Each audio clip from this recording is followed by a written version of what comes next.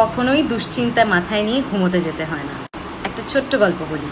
একদিন একজন শিক্ষক তার ক্লাসে অর্ধেক গ্লাস জল নিয়ে ক্লাসে ঢুকলেন এবং ছাত্রছাত্রীরা ওটা দেখে মনে করলেন আবার সেই বোরিং প্রশ্ন জিজ্ঞেস করবে, ওই তো জিজ্ঞেস করবে বলো তো গ্লাসটা কি আধা খালি নাকি আধা ভর্তি।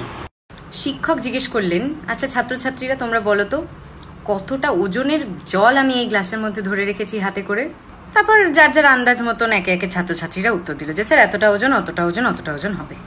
তখন শিক্ষক জবাব দিলেন যে কতটা ওজনের জল তুমি ধরে আছো সেটা ম্যাটার করে না, কিন্তু কতক্ষণ ধরে সেই জলটা তুমি হাতে ধরে আছো সেটা ম্যাটার করে। মানে যতটা ওজনই তুমি ধরে থাকো না কেন, যদি 1 মিনিট ধরে সেটা ধরে থাকো তুমি কিছু টের পাবে না, কিন্তু সেইটাই যদি তুমি 20 মিনিট ধরে থাকো তখন তোমার হাতে ব্যথা করবে বা মনে হবে যে আমি অনেকক্ষণ ধরে হাতে কিছু ধরে আছি। আমাদের দুশ্চিন্তাগুলোও ঠিক সেরকম, যত কম সময় ধরে থাকবে তত টের পাবে না, কোনো ব্যাপারই মনে হবে না, কিন্তু যত বেশি সময় ধরে মাথায় দুশ্চিন্তা নিয়ে রাখবে তত মাথা ভারী হতে থাকবে, মাথা ব্যথা হতে থাকবে, অস্বস্তি হবে, আরও অনেক কিছু। রাতে দুশ্চিন্তা নিয়ে ঘুমিয়ে পড়া এবং সকালে ঘুম থেকে সেই দুশ্চিন্তার সাথেই জেগে ওঠার থেকে খারাপ সত্যি আর কিছু হয় না। তাই যেই দুশ্চিন্তা করে তুমি সমস্যার সমাধান করতে পারবে সেই দুশ্চিন্তাটাই করো, কিন্তু যেই চিন্তা করে তোমার সমস্যার সমাধান হবে না, উল্টে তোমার নিজের ক্ষতি হবে, সেটা ধরে রেখে কোনো লাভ নেই। তাই সমস্ত দুশ্চিন্তা আজ থেকে বাদ দাও।